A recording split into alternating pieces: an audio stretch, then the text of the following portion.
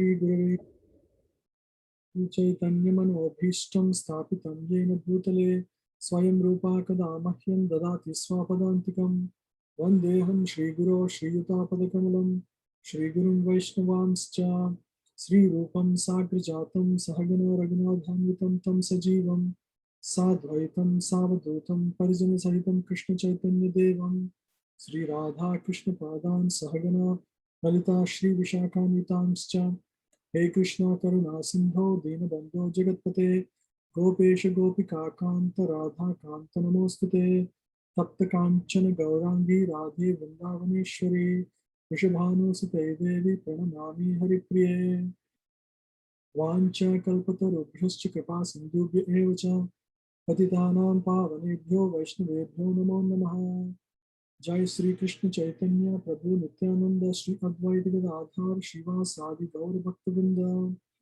Hare Krishna Krishna Krishna Hare Hare Hare Rama Rama Rama Hare Hare Mokam Karoti Vachalam Pandum Langaite Girim Yatkripātam Aham Vande Shri Gurum Dinatarinam.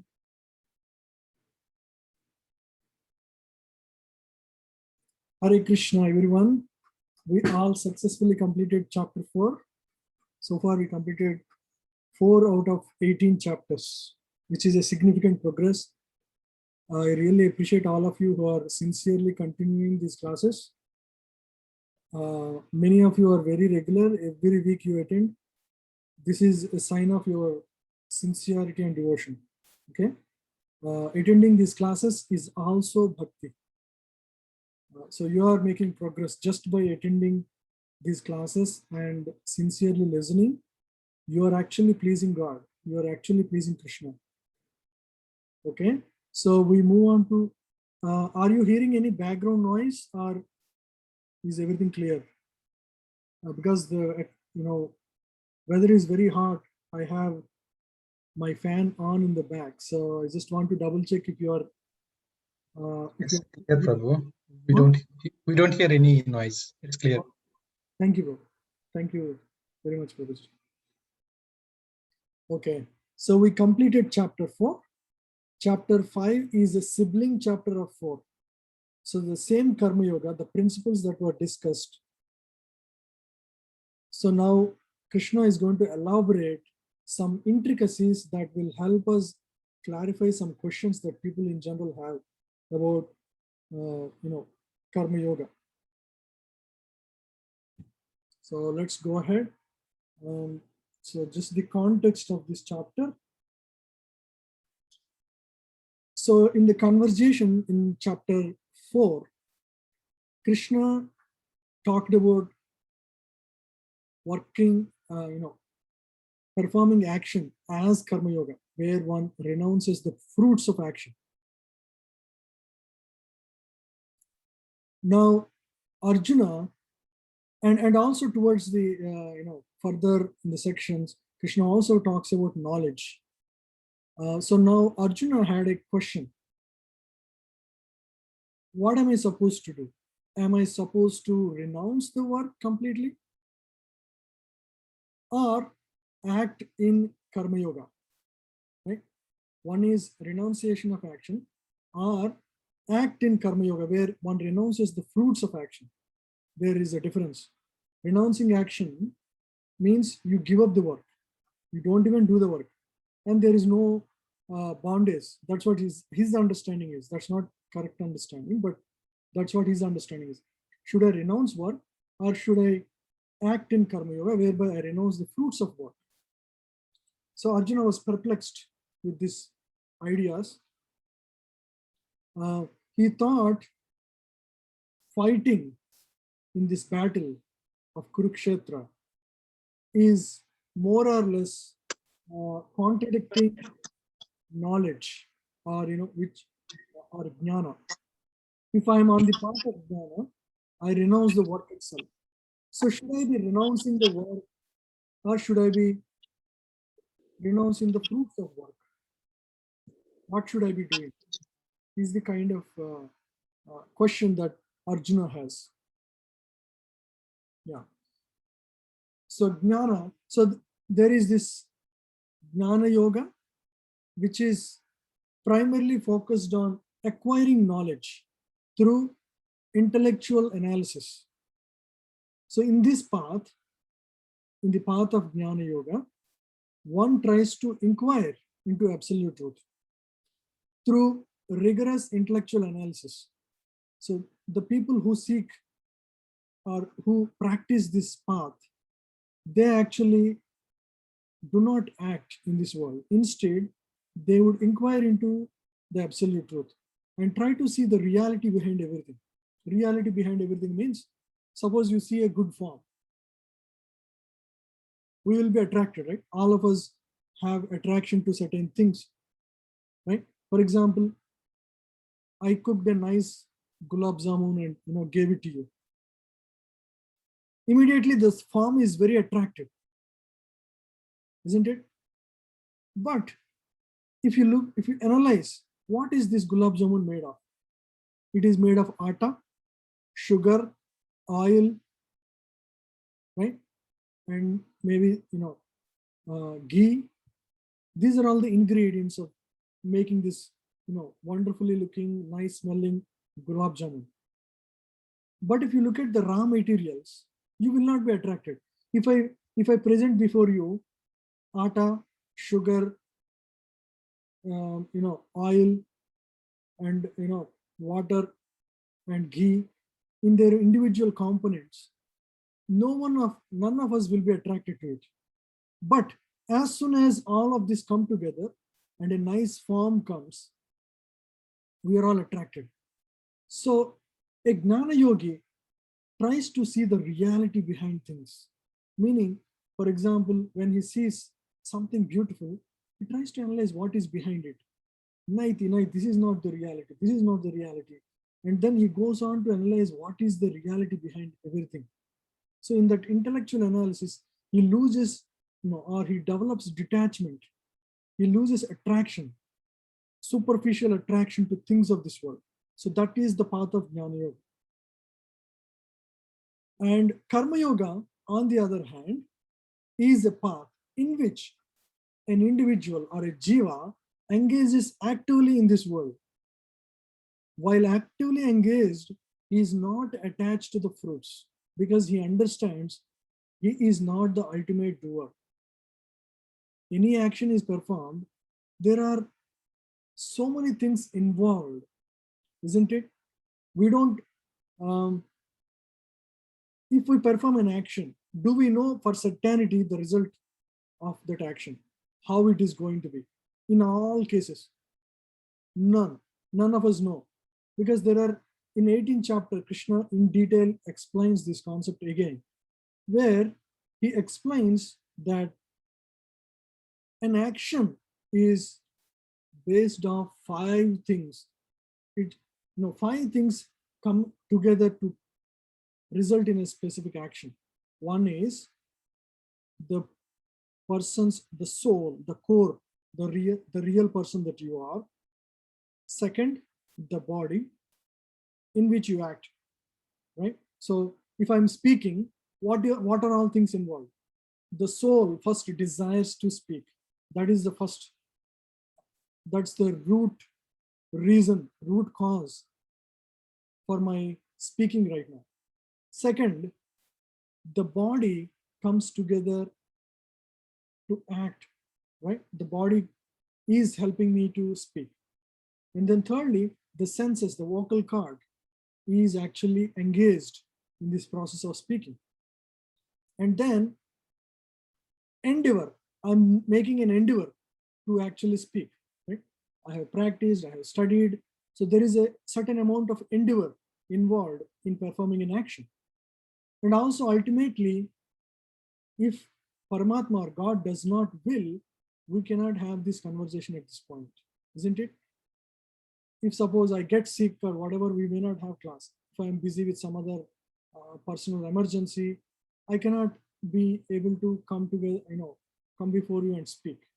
So all these factors together make one's action. Right? Ultimately, it is the Paramatma sanction that makes an action possible. So Only a fool thinks that it is by his own effort the action is performed. But a karma yogi understands it is not in his hands. An action is not completely in his hand. So there are 5 factors that are involved in performing any action. So anyway, so the context for this chapter is Arjuna was confused whether he should fight or not. So Krishna will clarify further in this chapter about what is what is karma yoga and how it relates to other processes like jnana yoga. Yeah. So these are the sections of Bhagavad Gita chapter 5. It is a very short chapter, only 29 verses. And the first 6 verses focus on this concept of karma yoga is superior to sannyas. Sannyas means acting in renounced order, or not acting. Sannyas means renounced order, where a person completely stops acting in this world. Krishna compares karma yoga and sannyasa and concludes that performing karma yoga is superior and easier to sannyasa. Second section talks about, so okay, once you realize, yes, karma yoga is superior, karma yoga is better, how do I perform karma yoga? Again, this is already discussed in chapter 4. Krishna will elaborate on this concept so that we get out of any doubts that we have in the second section, verses 7 to 12. And 13 to 17, Krishna further elaborates on the concept of karma yoga and clarifies how one can be detached from one's actions and their fruits. How one can be detached from one's actions and their fruits. Because in this world, it's very easy to get entangled. Because it's very easy to get attached to the fruits of action. So he is going to teach how one can act in detached fashion. And the next section, 18 to 22, talks about the vision of the self-realized soul. How the self-realized soul sees everything. Because if you want to become self-realized, you need to know how actually such a person sees this world. And then next section talks about such a person's behavior in this world. How internally and externally such a person behaves in this world. So this is going to inspire us on this path. And the last section talks about how one can advance from karma yoga to bhakti yoga. Because bhakti yoga is a superset of karma yoga with the spirit of devotion. Okay, so with that, we'll focus first on only the first section of this chapter.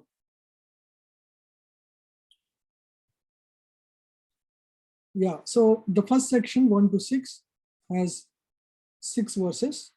The first 3 verses talk about how karma yoga is same as sannyas in terms of result, right? Anything is measured by its result. Both are going to help one to relieve from karma bandhana. Means it's going to help one to come out of karma bandhana, right? Any action you perform in this world, what does it do? It's going to cause you karmic bondage. Bondage means you are going to be bound by it and you are forced to come to this world to exhaust that karma. Now, by performing karma yoga or sannyasa, where sannyas means like a jnana yogi who renounces action, the result is going to be that one comes out of bondage.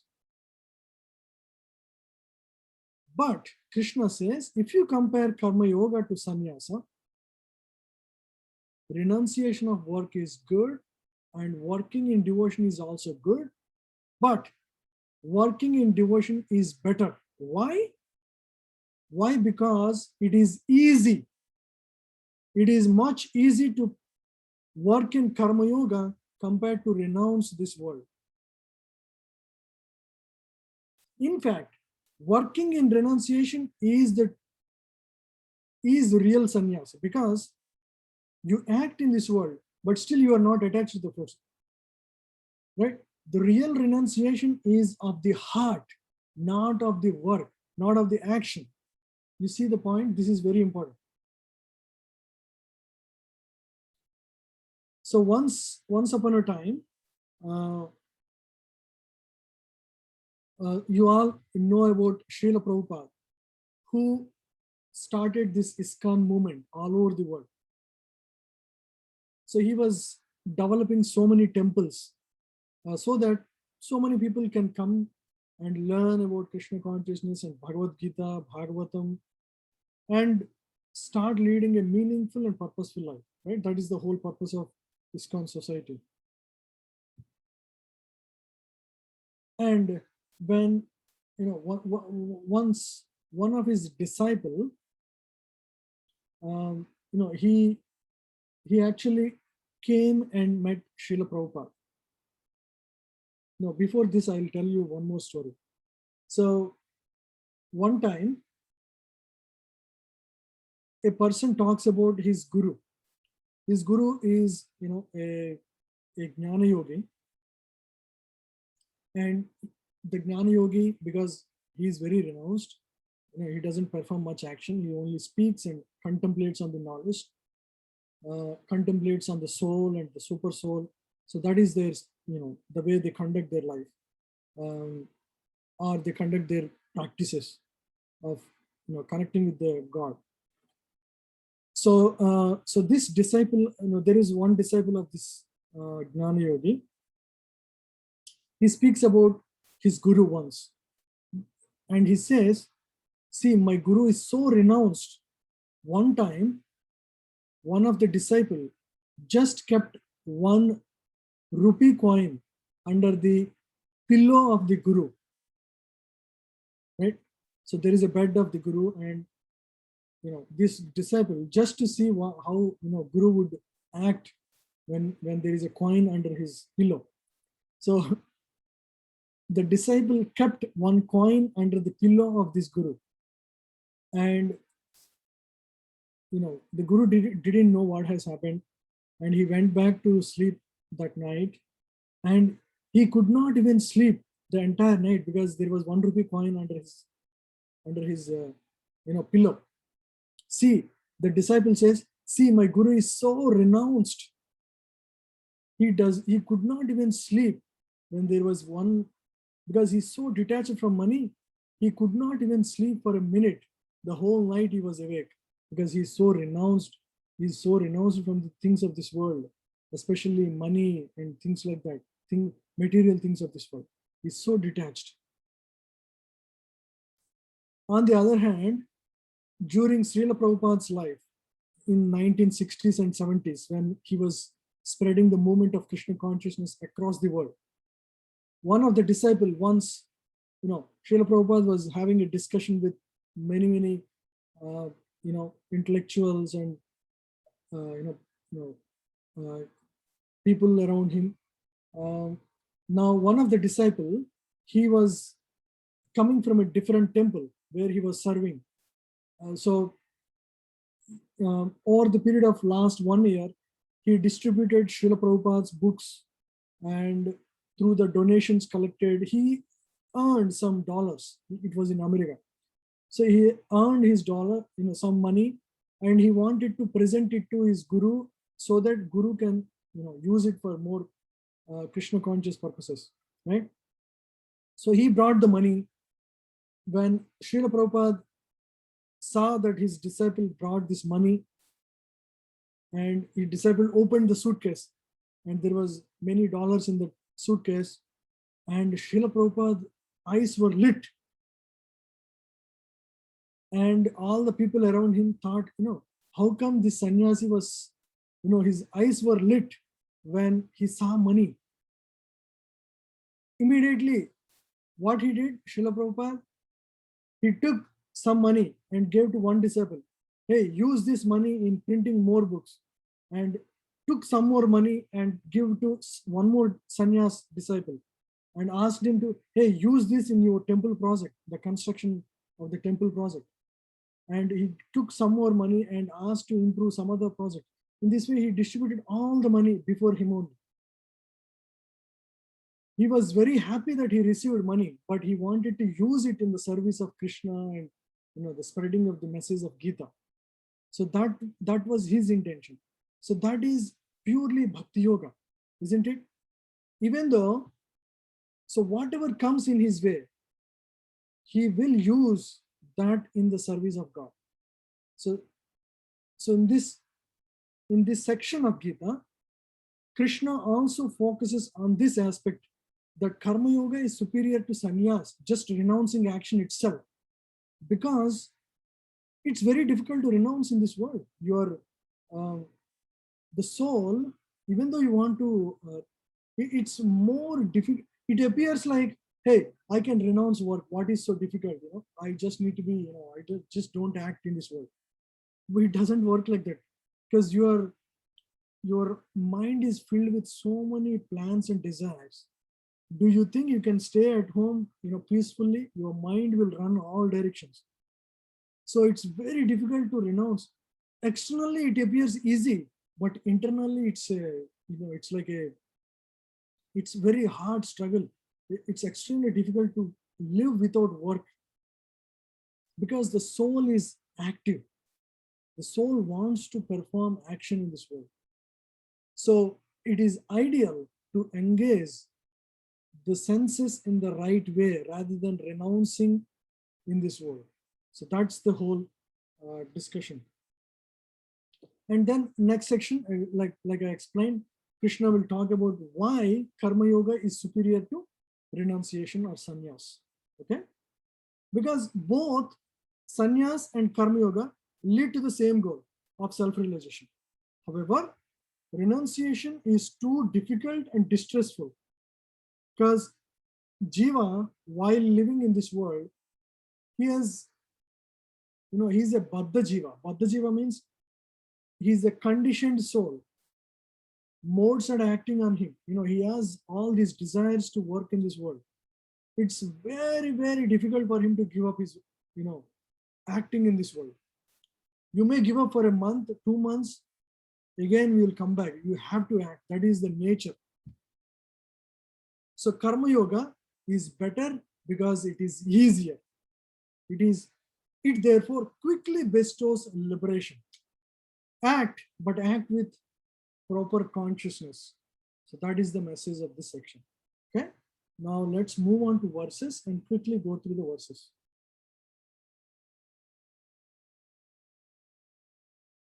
Arjuna uvacha sanyasam karmanam Krishna punaryogam cha samsasi yachreya etayor ekam tanme bruhi sunishchitam.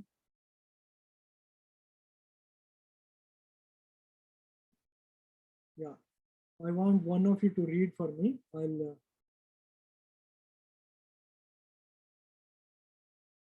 Ashwin Prabhu, can you please read? Sure. Arjuna said, "O Krishna, first of all, you asked me to renounce work, and then again you recommend work with devotion. Now, will you kindly tell me definitely which of the two is more beneficial?" So Arjuna is asking, between the two, just give me with clarity, what is the best thing for me? Should I renounce work? Should I just, his original intent is to renounce work. You remember the beginning of Bhagavad Gita is in that context. Arjuna is, very distressed. He wants to give up fighting and go to forest actually, because he cannot live anymore in the, Duryodhana doesn't want to give him anything. So the only option is to go to forest and beg, or just practice meditation. That is the only option he thought he has. But now again, he wants to come back to this point and ask Krishna, clarify me, what is the right thing? What is the most beneficial thing? I want to act accordingly.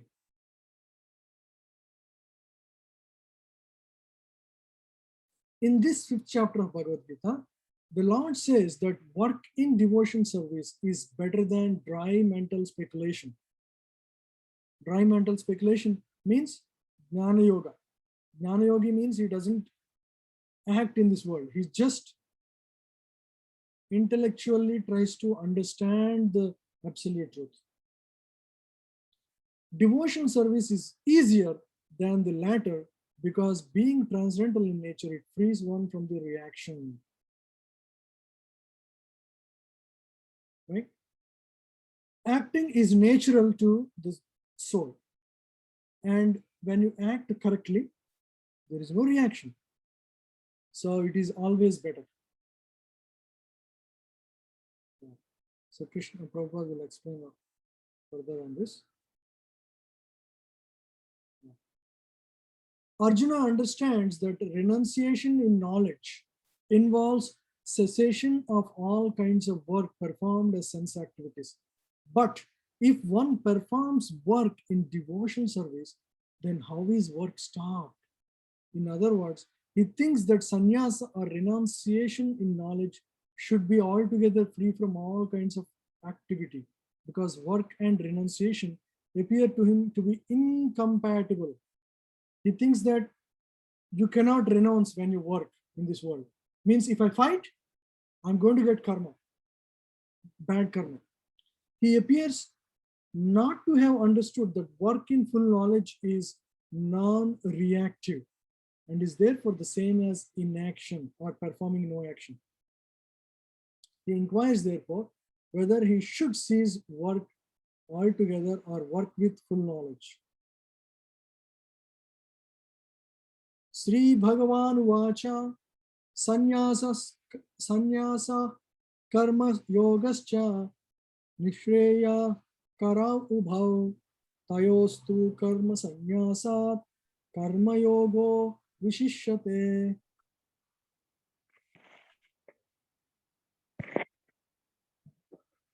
Yeah. Siddharth Prabhu.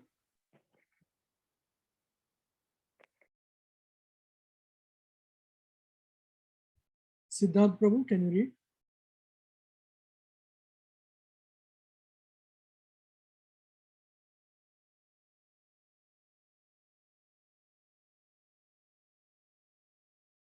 Are you there, Prabhu? Siddharth Prabhu?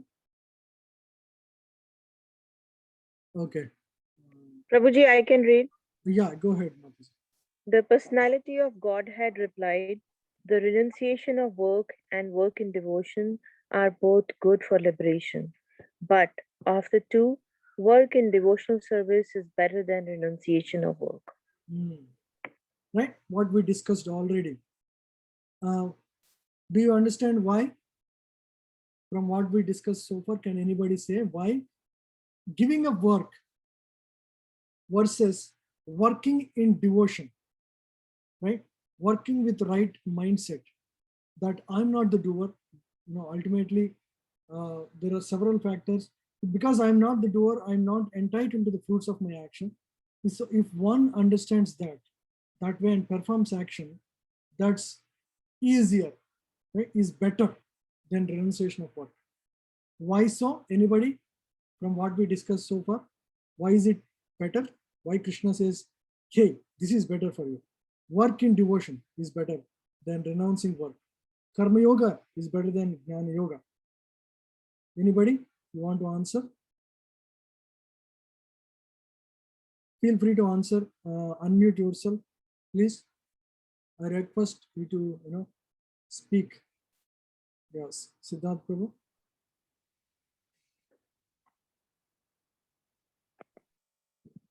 I can go, Prabhuji. Yeah, go ahead. Yeah, Rashmi Mataji. So I feel that work is better than renunciation of work is because without the activity, you are not, and this is like, you're not doing anything. Like there's no movement forward. You're not, if you come on this earth, you have to do the activity. Which state you do, it's up to you. Hmm. Maybe I'm not like answering properly, No, but that's what I understood. correct. So without acting in this world, to stay without acting, so there is a saying, idle man's mind is devil's workshop. Have you heard that? An idle mind is devil's workshop. Have you heard that? Yes. Yeah, it means because mind is active, even though externally your senses are not acting, mind is always active. And so it pushes and pulls. So if you just externally renounce things, it, it doesn't mean that mentally you are able to, stay calm, because mind's pushes will, pushes you in all directions. So it's very difficult to stay without performing any actions in this world. Working is natural. The soul is active principle. Soul wants to be engaged. Soul is, by nature, by its nature, it wants to be engaged, right? So that's the reason. Any questions so far on what we discussed? Prabhu, also what you explained, Prabhupada's story, I kind of keep thinking about that as a sannyasi, many people may say, oh, sannyasi is renounced, he's really renounced, that he's not taking any penny, he doesn't want to. I think there are a lot of sannyasis who wants to give up everything and do the like bhakti or anything, but having everything and doing bhakti is more difficult because there is always a chances that you have all the material things in front of you and it's easy to fall down.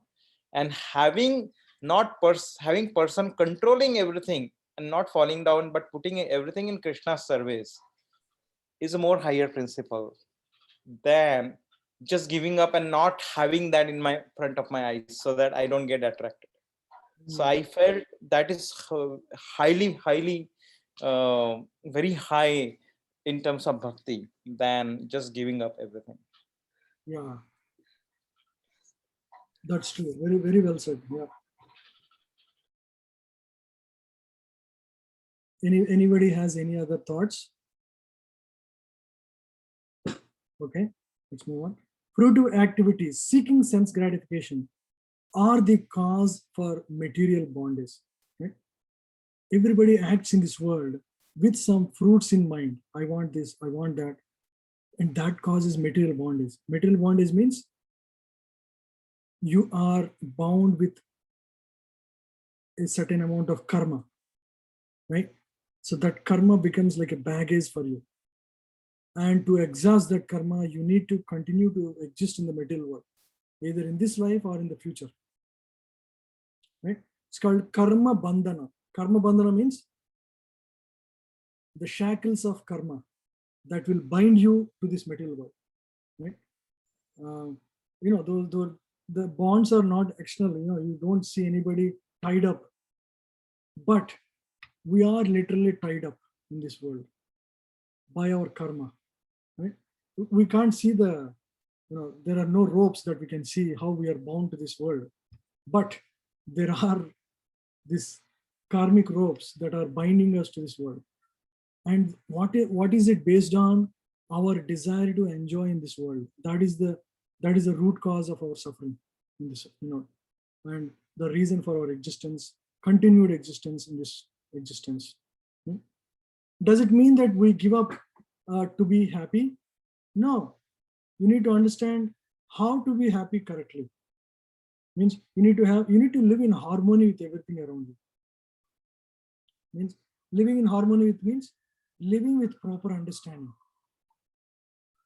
Right? Understanding that you are not this body, you are soul. That's the basic understanding. 1 second. Right? Understanding that you are not this body, you are this spirit soul. And understanding that there is God and there is a relationship between myself and God. and there is a loving relationship. God is my father, and he's the most loving father that I have. Right? He's the eternal father. The current bodily father is only for this lifetime, but that father is for for eternality, and he loves me more than I love him. Right? All these conceptions, when you have this very clearly established in your life, when you have full faith in those statements, the way you act in this world is way far different, because anything happens to you, you understand it as, suppose a child loves his father very much, but sometimes the father shouts at him or makes him, or takes away a toffee or a cricket bat from him. Immediately he might feel sad. Oh, daddy took away from me, but daddy has a better plan for me. Right? That's how the child who understands the love of his father behaves. So similarly, when we lose certain things in life, but we still have good faith in God, then we start seeing things in a very different way. You see the difference in perception of the events of this world. So that is acting in self-realization. So when you act in that consciousness, things, events, people, these three things, the perception of these three things changes in your life. What are the what are the three things? Things of this world. Things of this world means you see gold, you see a rock. Both look alike for you because you think both of them can be engaged in the service of God. You don't think, oh, gold means, oh, this is money, this is valuable. A rock means, oh, what is the value of that? You see both gold can be used in ornaments to God, rock can be used in construction of temple to God. So, you don't discriminate things based on their external value, right? So things of this world become, you see everything in relation to God. Things, events means sometimes very nice things happen to you, somebody praises you, somebody gives you some gifts, good things are happening in your life. Sometimes bad things happen in life, you lose somebody you love, or you lose money, there is a robbery, or so many bad things suddenly can happen. All of these things can happen in your life, but you see, hey, in spite of all this, I have my loving father. It doesn't matter, all these things are temporary, and all of these are meant to teach me a lesson. Just like the child who was taken away certain play items from him in his own higher interest by father. Similarly, we all come to, so those events will connect us back stronger to God. You see, so you react in a very different way. You start seeing things differently and also react in a very different way. So things, events, and people. Similarly, you don't see, hey, here is a brahmana, here is an elevated person, he's a rich person, he's a poor person. You don't see the difference between people. You see everybody as a soul, right? So this is the consciousness to which we all want to rise. So that is God consciousness or Krishna consciousness. Okay, so that is wanted. Simply giving up work doesn't mean much, and that's not even easy because the soul is active principle. So the people are mad after sense gratification, and they do not know that this present body, which is full of miseries, is a result of one's fruitive activities in the past. The current body that we have, it is full of miseries.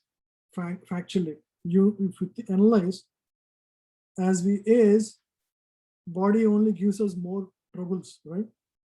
When you are 50 plus or 60 plus, your body starts giving all the troubles, right? It comes to repair state. Even before that, all of us go through diseases, and every day you have to maintain body, you have to go for toilet or clean the body. It's a maintenance. The whole thing is a maintenance burden. And what is the reason for us to have this specific body? It is actually because of our past karma. If we if we have no bondage, we wouldn't even have this body, right? We have certain desires to fulfill, and so we are awarded certain body in this world. That's how we all get a specific body in this world. According to your karma, means past actions, and according to the sanction of Lord, right? So that's how we keep getting different bodies so that we can enjoy as per our previous desires, right? So we don't realize and continue to exist in this world, life after life after life. In a it's called samsara sagar, right? It's like a there is no end to this cycle. Punarapi maranam, punarapi jananam, again and again taking birth and death, birth again, new death, again birth, again death, new parents every time, new wife, new husband, new children, new home, new everything new job. Every lifetime we are doing this. Sometimes as humans, sometimes as animals. There is no end to it, and we don't. But this human form of body is a junction. Junction means it's a very opportune time. At this point in time, you can inquire into the purpose of life. In dog's life, you can't inquire. In cat's life, you can't inquire about the purpose of life. But in human form, you have the intellectual ability and the questioning ability to understand, hey, what is the purpose of life? Why am I here? Why am I suffering in this world? Why, sometimes I see, happiness, sometimes misery, mostly misery only. But why all these things happen to me? You question and go to the root cause. What are the real problems of life? Birth, death, old age, and disease. You come to realize as, Janma, Mritu, Jara, Vyadhi is my real problem. Then you actually work on it. How do I work on it? Then you read scriptures. Where is the guidance for this? There is no guidance in books of science and technology. The science and technology is meant to increase gratification in this world. That is the only thing that it gives, right? What is it giving? It is giving a better lifestyle. That's all it is giving. All the science and technology, if you want to put in one word, it is giving us a better lifestyle. That's it. Simplifying, automating things and simplifying your life and giving you better lifestyle and sense gratification. That's all it is doing. Earlier, you might be sleeping in a normal bed. Now you have a better technology-driven, innovative beds where you can, have a much better sleep. That's all. They're only improving eating, sleeping, eating varieties of food, and then eating, sleeping, sleep in a better way, mating, having, dogs would mate in a, in India you see, right, everywhere on the streets, and we do in a, nice rooms, mating and then defending, protection, right? Always trying to defend one's life. Right? That's what we do. Or animals, anybody. So eating, sleeping, mating, and defending. These are the 4 things we always do. And not just us, all the animals also do the same. If animals and we do the same thing, through all the scientific advancement, we are only improving these 4 things, right? There is no real value of being a human. In human form, you have this extra intellectual ability. But what are we doing using that? We're trying to innovate new things to gratify and improve eating, sleeping, mating, and defending. Instead, actually, we don't know the real purpose of that intellectual ability. God has given this specific ability in the human form so that we can actually inquire into the purpose of life and actually work towards that direction.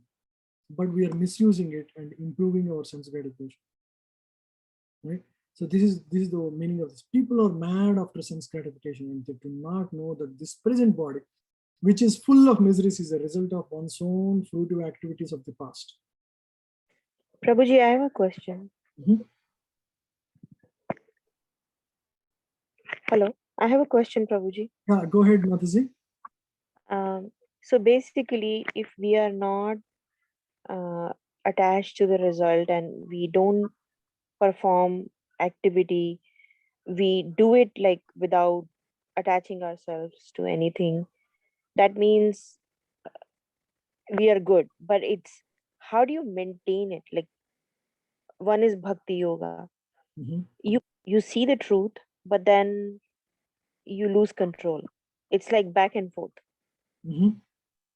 How, Yes. how do you How do we do that? Yeah, abhyasa so it is through practice. Just like anything so the first time you cooked, for your family, did everything come out very nice? No, right? Lakshmi Mataji. So everything abhyasa yoga yuktena means everything comes with practice. So now we are all hearing this knowledge. Definitely there will be some effect in how you perform work on Monday, at least to begin with, right? Now from Tuesday onwards, maybe, nothing, you forget everything what we discussed. But over a period of time, you keep hearing the same concepts again and again, then things will stick, and this will become your second nature, because you are building your subconscious strength. You're strengthening your subconsciousness. This will become your second nature over a period of time, as you also practice chanting, chanting the holy name. So how do you maintain? It is through practice. It is through hearing, like we are hearing now. It is through associating people with people who are able to do that, right? You go to temple, you may find people who are doing like this on a daily basis, because they have been doing this for a long time. So by hearing their ideas, so we need to understand each aspect of our life.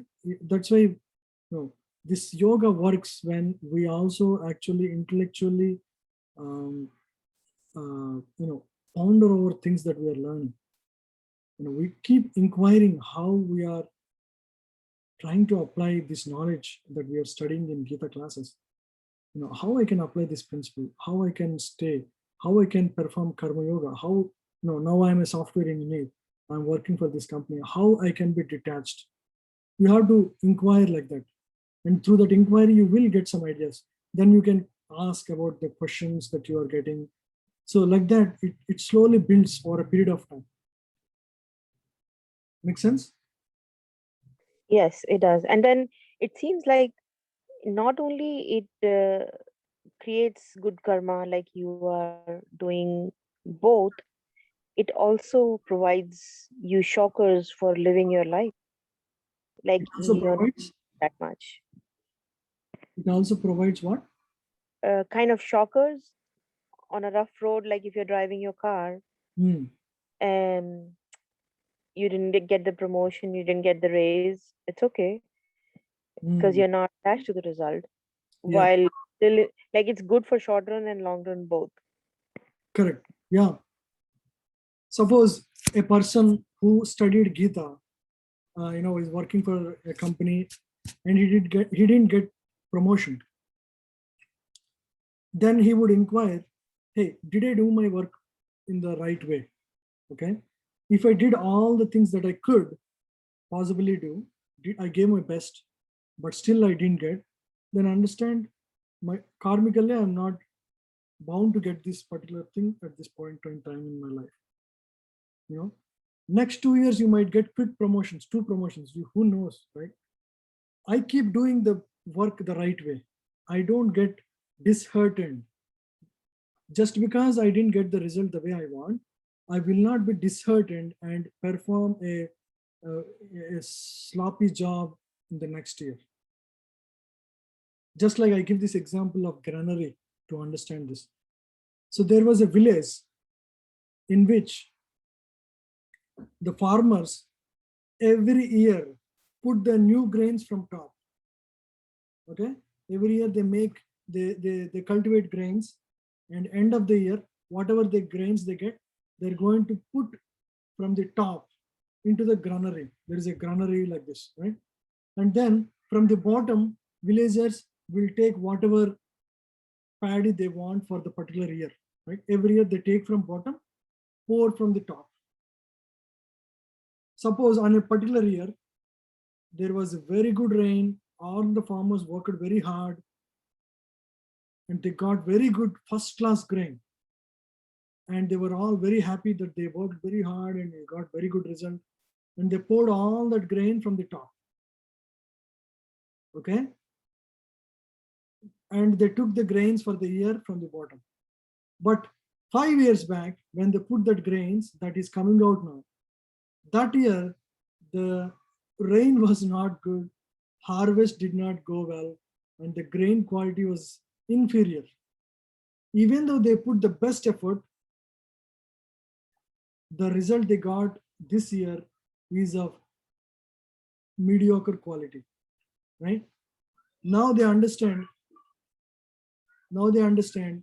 hey, this work that I have, the grains that I got is the result of the past. It is not the result of my current work,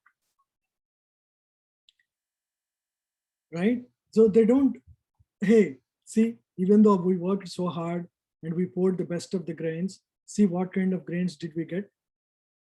They don't get disheartened because they know exactly what has happened. So they understand, hey, if we work sincerely like this year, next year we will get more better grains. And over a period of 4 or 5 years, every year we are going to get new grains. From the bottom, we are going to get very good grains. I keep working my best and keep pouring the best from the top. You see? Now you understand? Make sense?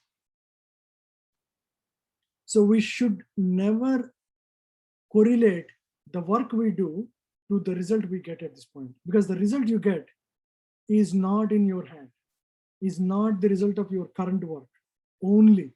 It may be also partly, but it's not the only reason. But won't the family members and people nearby, they who don't understand that, would get annoyed and irritated? Yeah, I mean, that's always the case, right? You can never have everybody understand these concepts well. So we clarify them, we give them the understanding. Don't focus on the results, just focus on the work. Eventually, your good work will catch up, right? You keep giving your best every time you do, right? With proper God consciousness. You build your life like that. Just in 4 or 5 years, imagine how your life is going to be.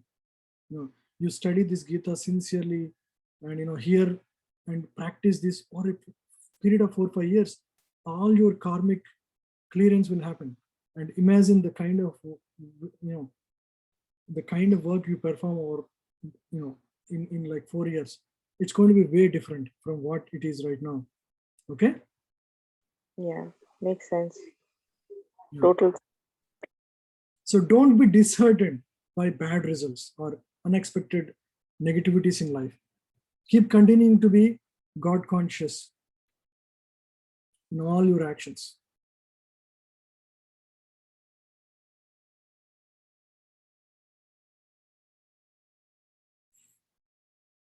Okay, so therefore, jnana,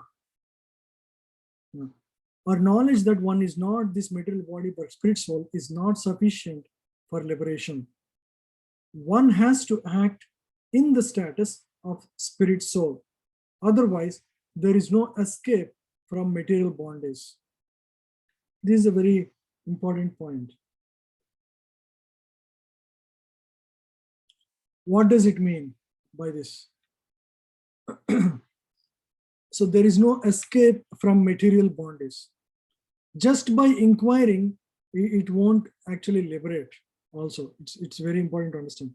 Suppose somebody says, here is a tree, and you can't see the roots of the tree, but the roots are underneath. Somebody says, I won't believe, I need to see that there are roots, and if there are really roots, I will water them. Otherwise, I won't water this tree. Then, what he has to do, he has to carefully open the the soil so that he doesn't break the roots, and try to see, hey, actually there are roots of the tree at the bottom of the tree, right? So Jnana Yoga is like that. Jnana Yoga is, in Bhakti Yoga, we actually believe, these are instructions of Krishna. With some faith, we act in this world. In Jnana Yoga, nobody takes anything for granted. They want to inquire on their own. So they want to inquire into this purpose of life on their own. So they need to dig on their own, right? So they're trying to use their abilities to do that, and trying to find the root and actually water the tree. But it is just finding the root is not enough. You need to water the tree. That's how you grow the tree. In Karma Yoga, you just water the tree because you believe that, right? So Jnana Yoga, you're inquiring about it, and so it's always challenging because in the process you may not end up getting the result that you want. You may break the roots. Activities performed in full knowledge means understanding who you are, understanding who is God, understanding the purpose of life, all of that. Activities performed in full knowledge strengthen one's advancement in real knowledge. Without Krishna consciousness, mere renunciation of fruitive activities does not actually purify the heart of a conditioned soul. If you don't have Krishna consciousness, but you externally renounce the fruits of activities, it doesn't purify the heart. Right? Your heart is not purified. So for the conditioned soul, the heart is covered with unwanted things or anarthas. What are those things? Lust, greed, envy, false prestige, anger. So these are all unwanted things in our heart. All of us have. Before practicing yoga, everybody will have it. So the process of sadhana, yoga sadhana, is to actually, basically purify the soul of all these anarthas or unwanted things. As long as the heart is not purified, one has to work on the fruitive platform. But action in Krishna consciousness automatically helps one escape the result of fruitive action so that one need not descend to the material platform. Therefore, action in Krishna consciousness is always superior to renunciation. It's easy, it's natural, it's done with full knowledge, and therefore it's much easier. It's always superior. It always entails a risk of falling. Renunciation. There are many renunciants who, in the process of attaining perfection, they actually fell down. For example, we all hear about the great Vishwamitra Muni, who was a great sage, who was on the path of Jnana Yoga and Ashtanga Yoga, who was performing meditation for many, many years. But Indra sent one angel, right, Urvasi, to him to actually disturb his meditation. Because Indra thought, hey, if he performs meditation further, he thought, this person wants to usurp my job. As I said, Indra is a post. Purandara is the current in charge of that post. Purandara is the current Indra. So that personality thought, this person may, that's how materialistic people think. Materialistic people think everybody is trying to occupy my post. They're always in fear that if I have something, I may lose it. So they're always in fear of protecting what they have. So Indra thought, hey, this Purandara wants to, this Vishwamitra is performing meditation so that he can occupy the post of Indra. So he sends one of his maid, Urvasi, to him to disturb his meditation. Urvasi comes there, and with just her, the tinkle bells, she dances there, and just by hearing, Vishwamitra Muni gets attracted to her. And, lust overtakes him. In spite of many, many hundreds of years of meditation on Brahman, Vishwamitra Muni falls down from that high position of advancement. He married, he spends time with her, and finally realizes again, hey, what am I doing? What the hell am I doing? I am on the path of self-realization, and this woman actually spoiled everything.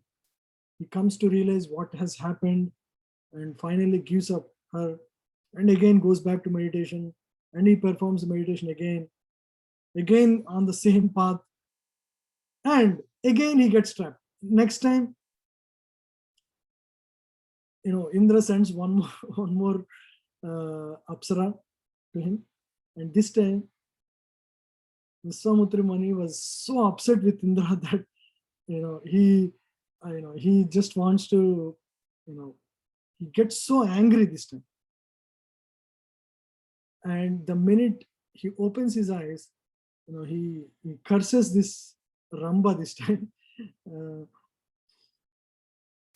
Now, the first time he fell for lust, second time he fell for anger. So in this way, the path of renunciation, giving up everything and meditating, right, Ashtanga Yoga.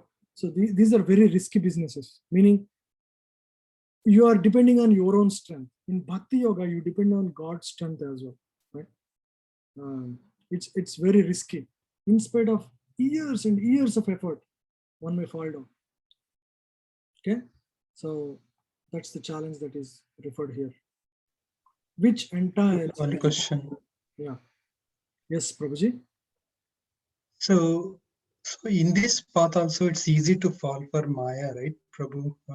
Even though you're practicing diligently the Bhakti Yoga, Jnana Yoga, but it is easy to fall down in this way also, right, Prabhu? Both are like, we cannot practice. I mean, in Bhakti Yoga, it's far dependent on not our own strength. It is dependent on the shelter of God, right? So you always chant the name of Lord. So that gives like an anchor for you. Of course, and also it does not stop you from acting in this world, right? In Bhakti Yoga or Karma Yoga, both are very closely related. So because you are not stopping action, okay, just by performing right actions, you will be saved. Because it's very difficult to stop action, because even though externally you don't want, you're not acting, your mind is always pulling you in all directions.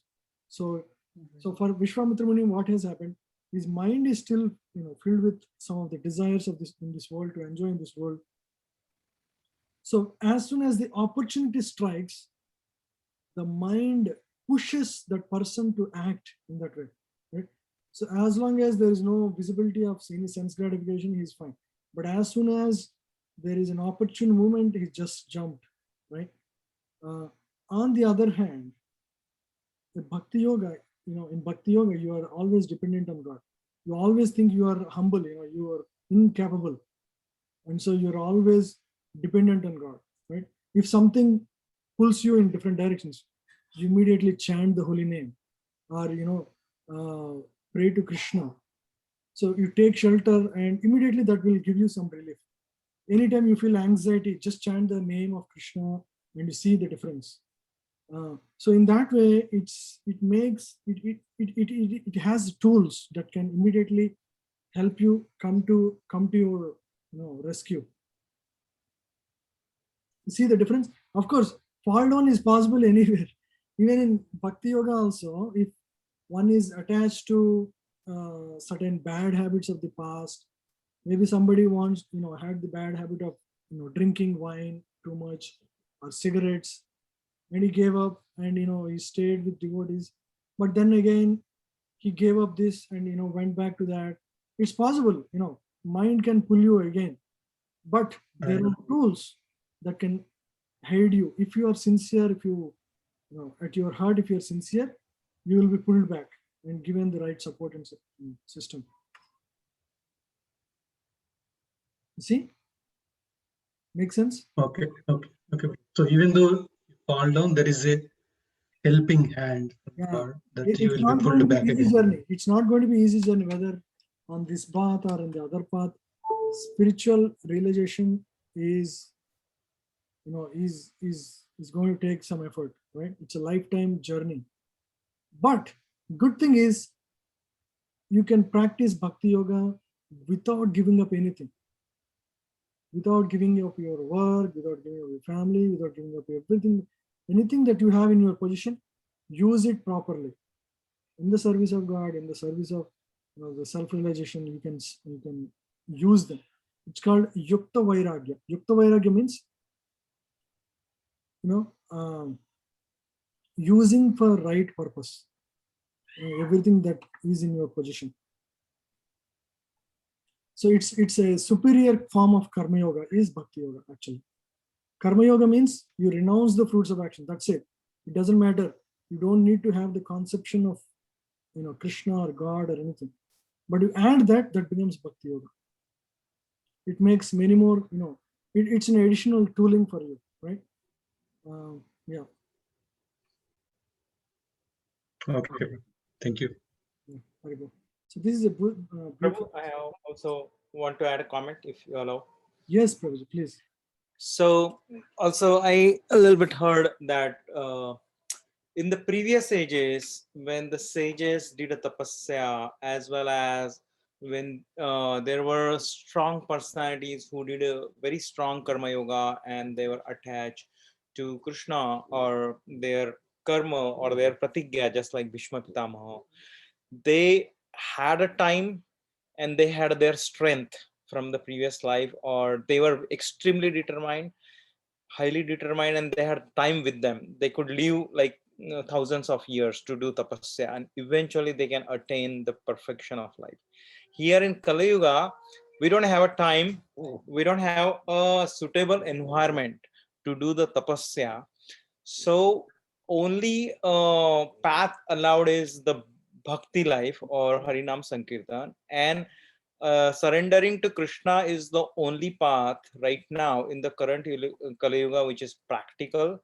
And surrendering to Krishna is the highest because Krishna is the Supreme Personality of Godhead, and if we surrender to him, he takes care of all other problems, because Maya Devi, who is disturbing us, is his maid servant. So if we pray to Krishna, then Maya Devi won't disturb you. Unless, like Prabhu said, that definitely it is karma play always the role, and they always test you the bhakti, that are you really determined or you are just acting like a determined. If one is faith is extremely deep, unmovable, then it won't be a problem. But people typically for the sadhak bhaktas, we always go back, come back, go back, come back, right? Go to the bhakti and come back to the material world, material engagement. So that is always back and forth, is our own problem. Yeah, and that's why the fall down can happen. Yeah, that's my just understanding. Yeah, very nice, bro. I think you brought a very good point out about the position of Maya. So I'll show you one verse, 541.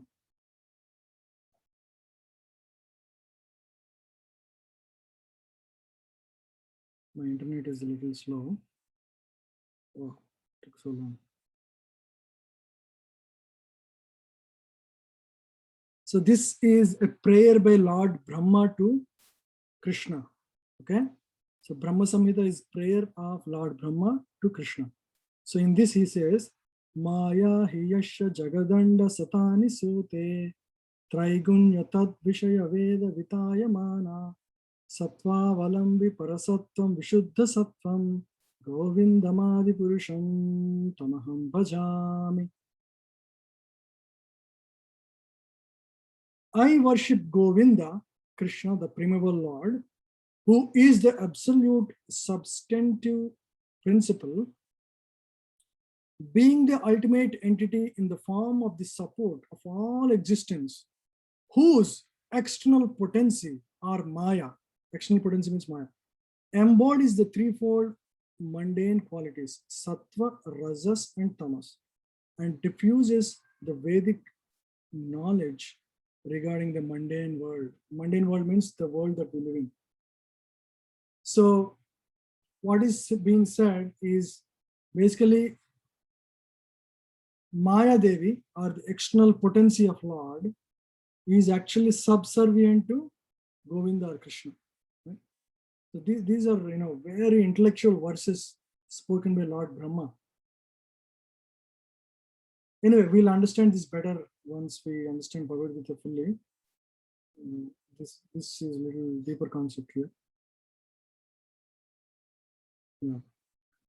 Prapanchikataya buddhir harisambandha vastuna mumukshuvi parityago vairagyam phalgu khatyate. When persons eager to achieve liberation renounce things related to the Supreme Personality of Godhead, thinking them to be material, their renunciation is called incomplete. Some people, they want to renounce everything, and also they want to renounce God. They think God is also Maya, right? So what this verse says is such renunciation is incomplete, or it's actually incorrect renunciation. Those who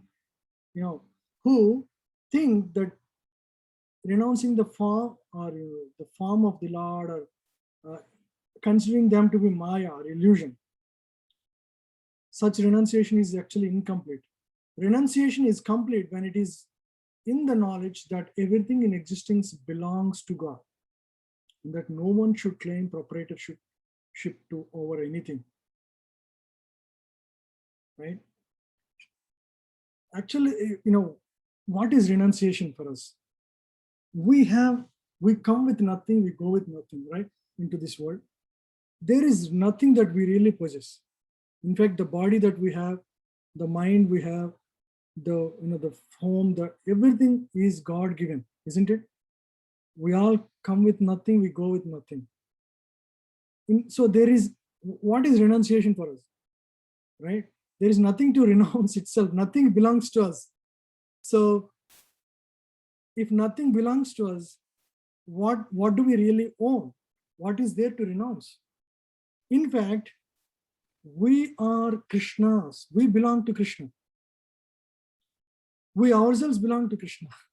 That is our real position. Our real position is that we actually are the property of God. We are the property of God. So when we are property of something, so somebody is property of you, what do you do? That person has to serve. That is his position. That is his constitutional position. So that's exactly what we are. We are actually constitutionally, the property of God. So when we engage in bhakti, that is a natural state. That's a natural state because that is your position.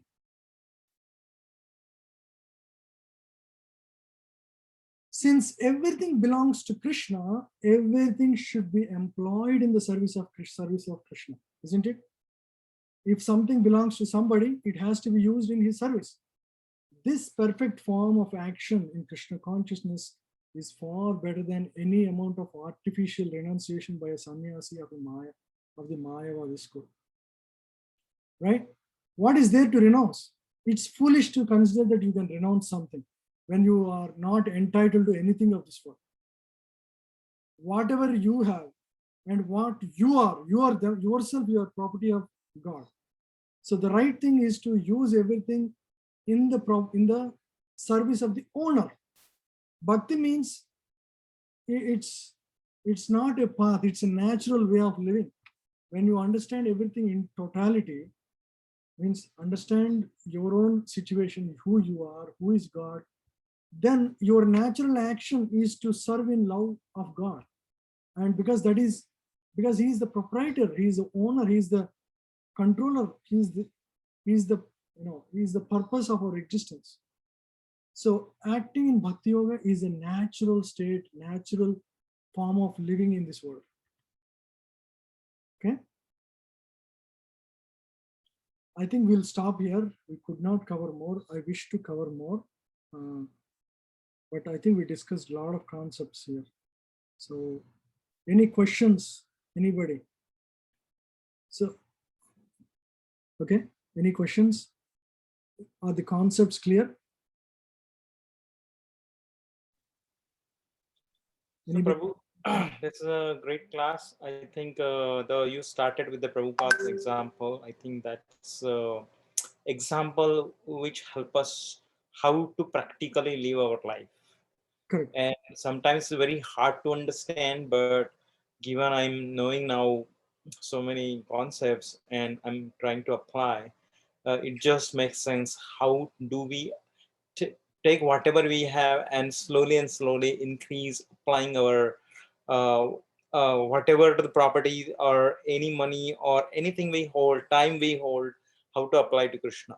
Definitely, this is a very wonderful rethinking and rekindling. So this knowledge gives us tools to live in this world. Yes. Okay, you start studying Bhagavad Gita, suddenly all these things start happening in the right way. Don't think like that. It's not going to change your karma immediately. It will change, but for that you need sadhana. You need to practice bhakti. You need to chant, the way we are doing at the beginning of the class. You need to sincerely practice yoga. That will change our karma. But it is giving us tools to act in this life, right? It is giving us the right consciousness to lead our life in this world, how to perform work, how to see the things, events, and people in this world. So these are key concepts that we don't get any other books. Bhagavad Gita is the source of all this kind of wisdom. Okay, so just by attending this class, we are all participating. In fact, Krishna says towards the end of Bhagavad Gita, by studying this wisdom, you are worshipping me intellectually. I'll show you the verse. I'll show you the verse just quickly. 18th chapter, the conclusion of Bhagavad Gita is given in this chapter. You will be amazed. If you read these verses, you will get goosebumps. This is the amazing verse. The perfection of renunciation. Towards the verses 60 plus, we'll see. There are about 78 verses in this long chapter.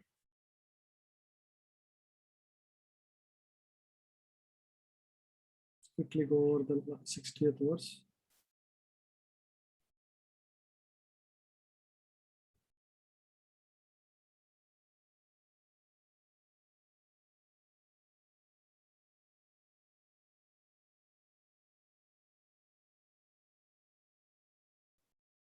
So let's read these beautiful verses.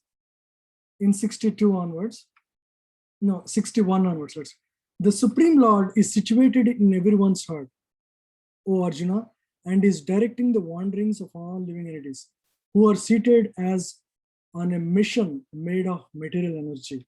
So God is in each one of us in the form of Paramatma. O son of Bharata, surrender unto him utterly. By his grace, you will attain the transcendental peace and the supreme and eternal abode. Abode means the supreme destination. Thus, I have explained to you knowledge still more confidential. Deliberate on this fully and then do what you wish to do. You see, this is the, if you read Bible, I have read partly, the instructions are given as commandments. Commandments means, like in military law, do this, and this will improve your life, right? But here in Bhagavad Gita, it's Krishna gave all the wisdom like a loving father. And what does he say at the end? Deliberate on this fully. Think about it. Don't just accept my words. Think about it and then do what you wish to do. Giving the choice, respecting the individual's choice, because everyone has the free will to choose what he wants to do in life, isn't it? We all have a free, if I say something, you don't need to act. You can deliberate on it and think whether this is good for me or not and act. So Krishna is giving the choice in the similar fashion. Just deliberate on it and do what you wish to do. Don't just act because I said so. Because you are my very dear friend, I'm speaking to you my supreme instruction to you, the most confidential knowledge of all. Hear this from me, and it is for your benefit, not for my benefit, it's for your benefit. And now he is going to give you the highest instruction of the entire Bhagavad Gita. Next two verses are that highest instruction. Always think of me, become my devotee, worship me, and offer your homage unto me. Thus, you will come to me without fail. I promise you this because you are my very dear, dear friend. Think about this instruction. Krishna talked about Karma Yoga, Bhakti Yoga, Jnana Yoga, all of that. But finally, what is his conclusion? Always think of me, means be Krishna conscious or be God conscious. Become my devotee. Worship me with all your heart. This is the instruction of all the scriptures, not just Bhagavad Gita. Bhagavatam says the same thing. Look at Quran, look at Bible, it also says the same thing. See, the instructions, the principles are same across all the scriptures. What does Bible say? With all your heart, with all your soul, worship me, worship the Lord. Worship the Lord with all the soul, with all your heart. It's the same instruction. Quran says the same thing. Right? The principal teaching is surrender to God. This is the same instruction. And then finally he says, abandon all varieties of religion and just surrender unto me. I shall deliver you from all sinful reactions. Do not fear. Who can give us any kind of assurance of this sort? Can anybody in this world can give you an assurance, I will take away all your sinful reactions. Don't worry, just surrender to me. So this is going out of his way, this is the love of God. I said, right, God loves us more than we love him. Because similar, just like understand, who loves the most? Do you love your son most, or your son loves you the most? It's always you love the son most. This is exactly the same thing. God loves us more than what we can ever love him. And then this confidential knowledge may never be explained to those who are not austere or devoted or engaged in devotion service, nor to one who is envious of me. You see, people are envious of God also. Right? Many people question, hey, they don't want to take Krishna as God. They think Krishna is another great historical person, or he did some magic tricks. People do not understand his position actually. Many people, they think they're intellectual, and people who do not have proper understanding, blindly have faith in the form of Krishna. That is all foolishness actually. The most intellectual people actually surrender to him. And then this is the motivation for a person like me to teach. For one who explains this supreme secret to the devotees, pure devotional service is guaranteed. And at the end, he will come back to me. So this knowledge is not for us to understand, it is also to share with others. Just like you are learning now, once you learn, we should share this wisdom with others. That is the real purpose. And for those who do that, what does he say? Pure devotion service is guaranteed. This is the fruit of such action. And what does he say? He loves such people actually. There is no servant in this world more dear to me than he, nor will there ever be one more dear. He says, there is no servant to me in this world ever. Such a person is extremely dear to me who shares this wisdom with others. And I declare that he who studies this sacred conversation of ours worships me by his intelligence. Means like all of you, now you are participating in this discussion of Bhagavad Gita. This is actually performance of yoga, because you are actually trying to contemplate on God, understand these concepts, and trying to see how you can apply in your own life practically, right? So this is wanted, and this is a kind of worship. This is actually a kind of yoga.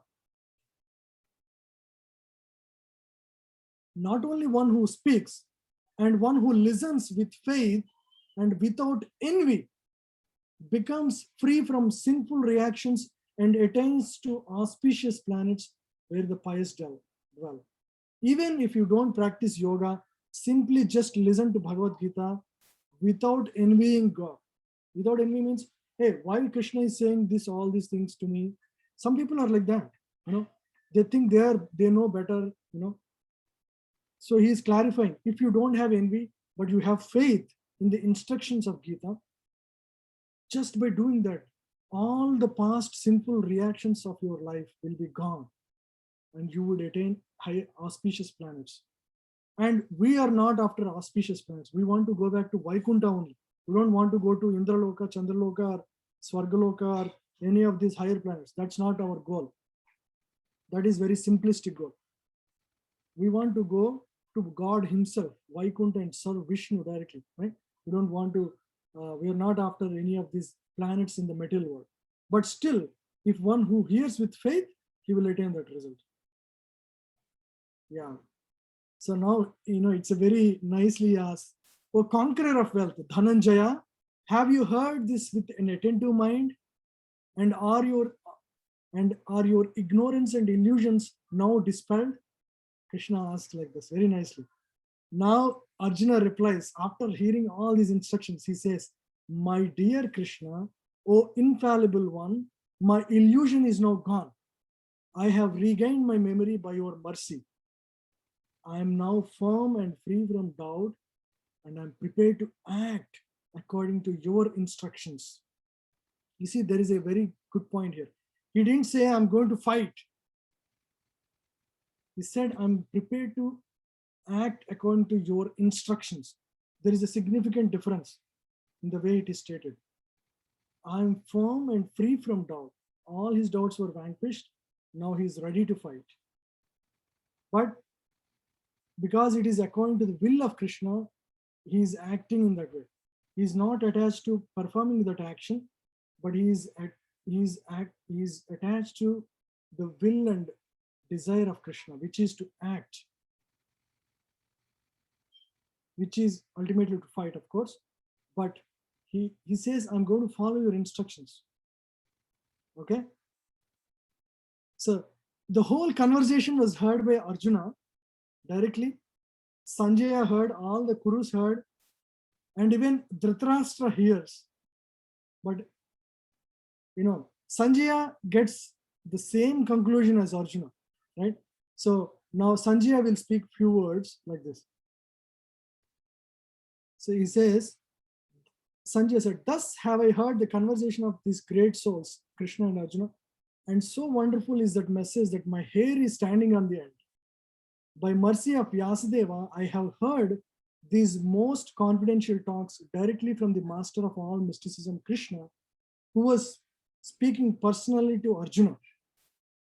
O king, as I have repeatedly recalled this wondrous and holy dialogue between Krishna and Arjuna, I take pleasure being thrilled at every moment.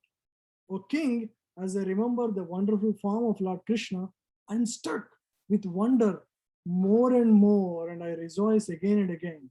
So he was so happy to just hear these instructions, and it was reverberating in his mind. Wherever there is Krishna, the master of all mystics, and wherever there is Arjuna, the supreme archer, there will also certainly be opulence, victory, extraordinary power, and morality. That is my opinion. So he concludes with this final instruction. Wherever, it means in your life is also Krishna and Arjuna, because every week you hear Bhagavad Gita.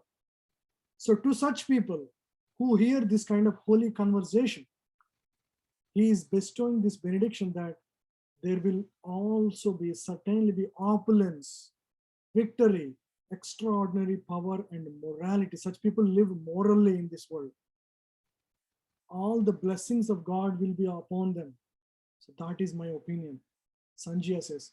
Interestingly, everybody gets it. Dhritarashtra hears directly from Sanjaya, he doesn't get it.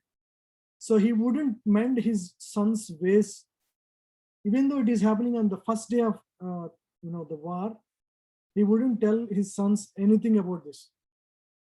There is no conversation about this, and they go about fighting, and everything will be destroyed for Kauravas. Anyway, I just wanted to show, because I was reading these verses today. I have another class tomorrow about 18th chapter, so I was just I was really enjoying while reading this. I wanted to share with all of you, just to show the final instructions of Krishna, right? Some of these, some of us wonder why bhakti is spread all over Bhagavad Gita, and is also in the conclusive verses of Bhagavad Gita. It says, I'm going to give you the final instructions, and that is, what did Krishna say? Always think of me, become my devotee, worship me, offer homage unto me. Thus you will come to me without fail, because you are my property.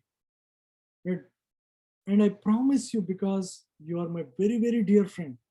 It's not because everybody is same in relation to Krishna. Right? We're all equally children of God. So it is for everybody, not just for Arjuna. Okay, with this, I will end the class for today. Thank you for your sincere attendance. I'm sure this will help you long in your life. May you all stay blessed. Thank you all. I will stop here. Thank you, Prabhuji. Hare Krishna. This is wonderful class. Thanks, Prabhu. Thank you. Thank Hare Krishna. Hare Krishna. Thank you. Hare Krishna, brother. Thank you, Prabhuji. Thank you. Hare Krishna, Mataji. Hare Krishna. Thank you, Prabhuji. Thank you, Prabhu.